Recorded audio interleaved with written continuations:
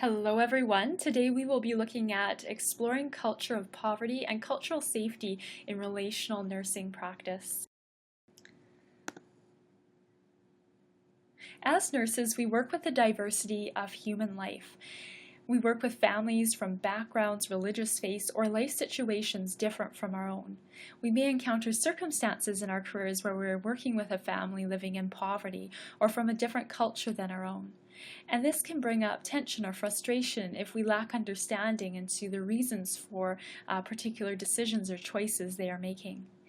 So these hard spots, referred to by Duane and Varco in the article assigned for this week's in prep, these hard spots they refer to as tension areas where the family may not be making decisions you would make, have family members absent, or who treat each other in harmful ways and resist nursing care. It brings up frustration in the nurse and a lot of difficulty because there is a lack of connecting with this particular family. So it's described as a hard spot in family nursing. So we can connect across difference to more effectively work with families. When we're encountering these differences, we need to look for the join, and that's referred to in the article as well as that commonality, that shared experience or shared value that you might look for the opportunity to recognize and really look for a way to connect with this family in spite of the differences. You acknowledge them, but you look for that join, that method for really getting into a deeper understanding of that family's lived experience. These are two terms that are important to understand: situated and constituted. When we speak about being situated in the world, we're really speaking to how we are informed by our experiences with family, culture, school, work, friendships, and other influences. People do not just live in an environment, but they inhabit their world. So this is where we look at each individual's unique world in which they live. Constituted, however, really looks at how people become who they are as a result of their evolutionary history, their experiences, as well as the teachings handed down by previous generations, such as cultural do's and don'ts, family norms, and standards.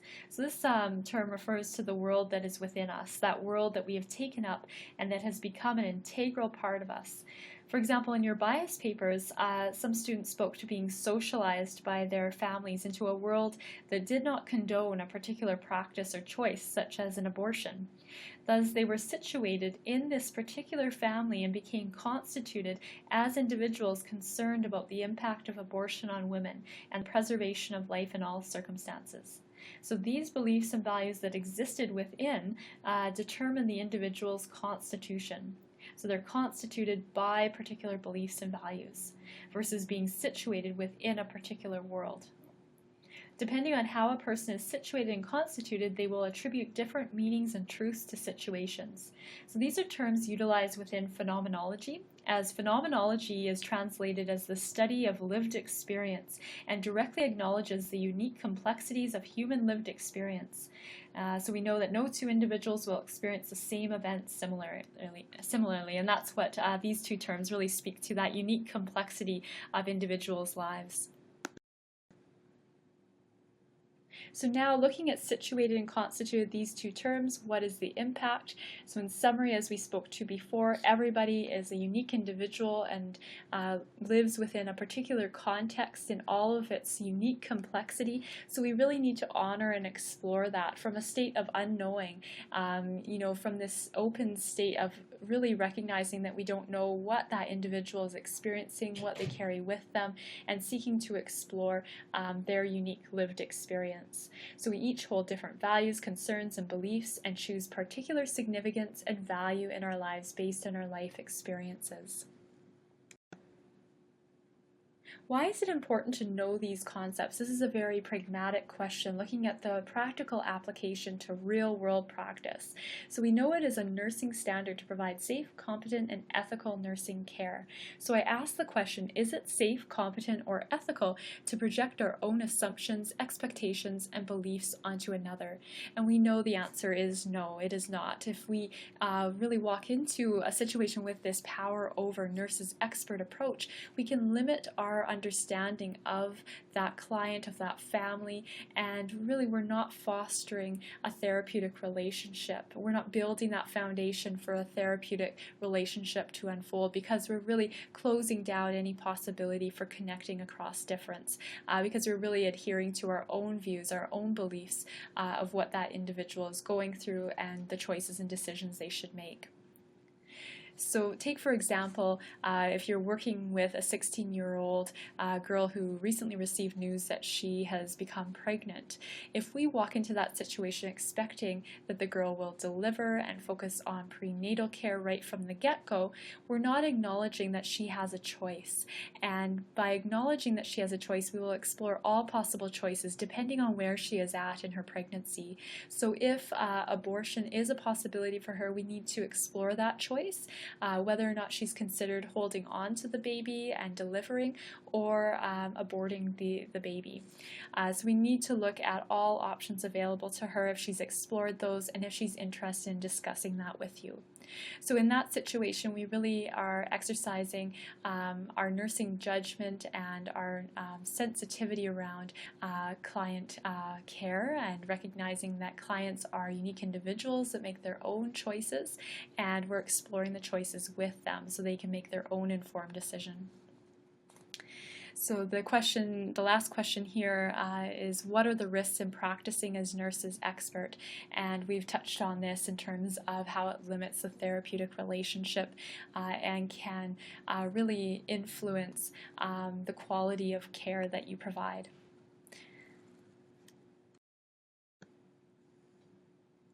Now, when we look at relational strategies, just as a summary, it's important to keep an open mind, and this really speaks to that flexibility of thought. Seek to explore the lived experience of your clients without making any judgments. And then self-awareness is another key relational strategy, and you've all had a chance to engage in this through your bias papers, and I really encourage continued self-awareness and reflection as you continue in your nursing education, nursing careers. So reflect on your own beliefs, values, assumptions, expectations, and how these may be interacting with your practice.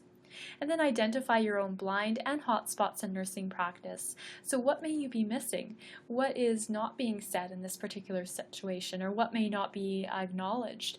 And what triggers you? What is provoking an emotional response such as anger, frustration? What is really triggering you to respond in this manner? And so we can seek to explore these emotional responses and these ways of thinking that might be influencing our practice in various ways. Now I'd like to look at a culture of poverty. A culture of poverty is a social theory that explains poverty through shared values. So it really looks at how values can perpetuate poverty and how they may become entrenched and passed from one generation to the next. This social theory looks at how poverty affects the worldview, character, and aspirations of children who grew up in poverty, and this, again, it perpetuates itself and is passed down the line. This theory has been critiqued because it locates poverty in individuals and not social structures, which influence people's lives, and it has been deemed to be fatalistic because it proposes that once these values take root, there are no other options in life. The person cannot get out of poverty once they're in, and we know this is not true. We need to acknowledge, though, that this theory does hold value. It does look at some common experiences among people who are poor, common values that they share. So it can lend some insight into what that experience is like. But ultimately, we need to keep an open mind and examine what are the particular values that a person living in poverty holds. So also I want to just address that people living in poverty are at higher risk of illness and disability compared to those who do not live in poverty. The poor face greater health risks and a range of issues such as greater personal and environmental risks, tend to be less well nourished than those who do not live in poverty, and have less information and less likely to access health care. There are two types of poverty. Poverty can be understood as either generational or situational. Ruby K. Payne, author of A Framework for Understanding Poverty, distinguishes between situational poverty, which can generally be traced to a specific incident within the lifetimes of the person or family members in poverty, and generational poverty, which is a cycle that passes from generation to generation. And she goes on to argue that generational poverty has its own distinct culture and belief patterns. So it's important to understand these two, and we're going to talk specifically to generational poverty and situational poverty in the next slides. So generational poverty, it's defined as two or more generations living in poverty. So this is where poverty has become entrenched and shared values and beliefs have been adopted that perpetuate the poverty cycle, and so it's passed down from one generation to the next. It can be very difficult to overcome. Individuals exhibit ingrained patterns of behavior influenced by experiencing the effects of poverty over time. Generational poverty views behavior as part of a culture, and people living in generational poverty tend to have better coping and life skills than those in situational poverty because they've had a longer period of time to adapt to their circumstances. Poverty has become habitual, and individuals adapt to living in this way. Now, in situational poverty, this is a result of a change in circumstances. It's sudden and spontaneous, such as a loss of a job, divorce, death of a spouse, for example. The person keeps the values and behaviors of the socioeconomic class from which they have come. Further to this, people in situational poverty often have more resources and are better connected with individuals who can provide assistance. They often have a higher level of education as well, in which they can draw upon to help them manage these difficult circumstances. So now I'm going to talk about general social values, and these values exist across socioeconomic classes. So we can look at general shared values within each of the particular socioeconomic classes from poor to wealthy. So within the wealthy population, we really see an emphasis on forming political connections and investment of money to make profit, having prestige. It might be in one's career and various successes in one's life. The middle class really emphasize work, order, and cleanliness in their life, and responsibility. And the poor focus on survival, just making ends meet in one particular day, living from one day to the next, focusing on meeting their needs for that particular day. And relationships as well are emphasized within the poor, forming connections with other people who could help them. So now as we look at food and how that is perceived by the various socioeconomic classes, the wealthy, they focus on the presentation of the food that makes it aesthetically appealing. Middle class look at the quality of food, that's what is important to them. And the poor, the main emphasis here is for them is just having enough. That's what matters in their life.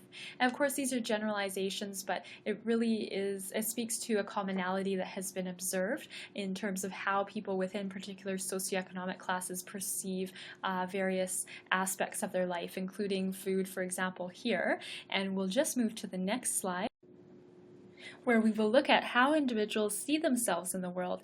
The wealthy, for example, tend to see themselves as part of the international global world. The middle class see themselves situated nationally, staying within the continent, and the poor tend to see themselves locally situated, rarely leaving the country. That is not an option. Now when we look at possessions and what is important to own for the wealthy, what's important for them is owning one-of-a-kind objects, legacies, and pedigrees. That is a predominant value within the wealthy population. Those within the middle-class population tend to value material items such as cars, electronic gadgets, and clothes. And those within the poor population value relationships. That's important for them to have in their life. So now looking at the relational implications, I want you to look at your own social values, your own personal social values, and looking at the last client that you worked with, what socioeconomic background were they situated within? And what challenges arose for that client in accessing healthcare? Can you link their socioeconomic background with how they interacted with healthcare professionals and what informed their experience of healthcare? So I want to ask you, what challenges would you think could arise when individuals living in poverty access healthcare? Are there particular barriers that they may encounter and various attitudes or perceptions they experience from others as they access healthcare? And as a nurse, for what reasons do you think it is important to be aware of your own personal social values? So we know it's so important to cultivate that self-awareness and reflect on your own background, what you bring to practice, in addition to your client's background, what they bring to the healthcare encounter, and how differences exist between nurse and client, and how you can connect across those differences in the context of nursing practice. Now I'm going to look at cultural safety, and this is a concept that links with previous slides exploring difference and how nurses perceive difference and seek to connect across difference. So we talked about how there are differences in socioeconomic classes as well as differences in culture between the nurse and the client served.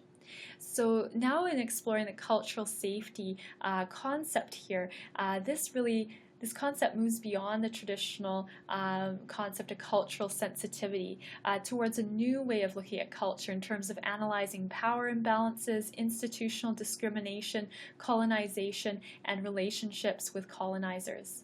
So instead of just accepting difference, acknowledging difference, the nurse is really striving for more equitable care of individuals from a wide array of backgrounds, including those considered vulnerable and marginalized. So this concept challenges the view of nurse as expert who walks in to a situation with full competence in delivering culturally sensitive and effective care. Instead, nurses are encouraged to practice from a starting position of accepted cultural ignorance. So really practicing that intellectual humility in recognizing that you have a limited awareness of culture from the other person's perspective rather than a competency or expertise. So that's where it's important to keep an open mind and look at what that individual's experience of culture is like from their perspective. So this view of culture may assist in helping the nurse recognize and respond to personal nursing prejudices, really recognizing how beliefs and values intersect with the client and how the client's choices and decisions may be informed by culture. We also need to look at the culturally relevant social and ethical dimensions of your practice, so seeking to understand the cultural needs from the client's perspective and not your own, and really striving for ethical care in terms of acknowledging, exploring, and respecting various cultural practices. Now, it's important to challenge the definition of culture. Culture extends well past cultural norms in terms of looking at the shared values, beliefs, worldviews within a group of people.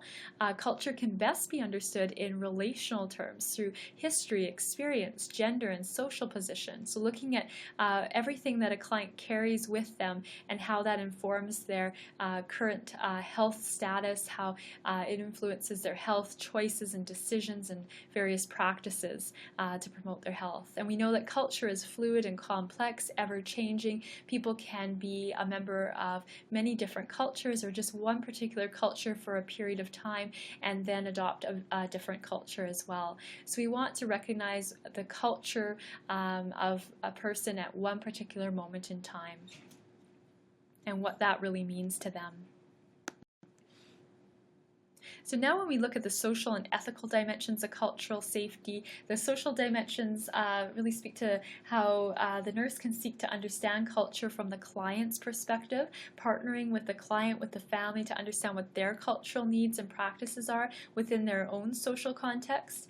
And then looking at the ethical dimension, that's closely tied with the social dimension as well. So it's ethical to honor and value various ways of decision making, whether they be collectivist or individualist individualistic. So some individuals place emphasis on having family present in receiving health care, having the family help in making healthcare decisions. Other people might be more individualistic, where they prefer to just have one-on-one with the healthcare provider and make decisions for themselves without the input from family.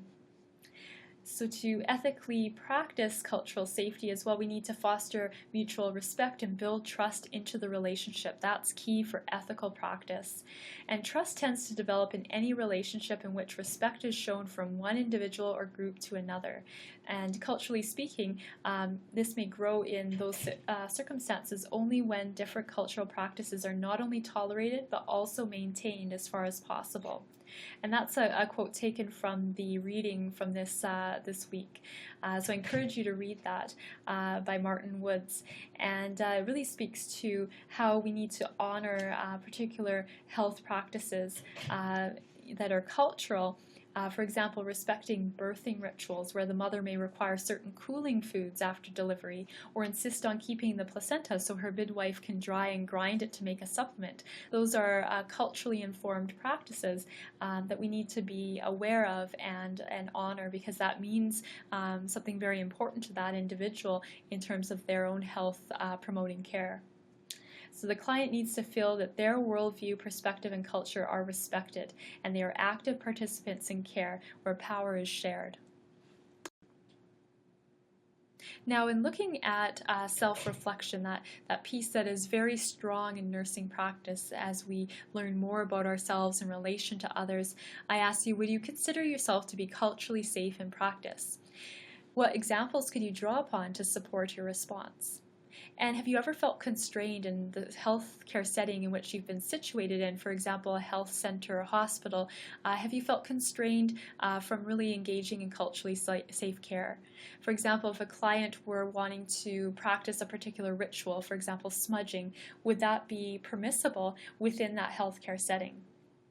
And how would you practice cultural safety if you were caring for a 16-year-old Aboriginal female who recently became pregnant? Or caring for a 65-year-old man of Muslim faith who is resistant to any medical intervention? What would be your perceptions of those individuals, and how would you connect across difference? So looking at various strategies you could utilize to promote and engage in culturally safe care.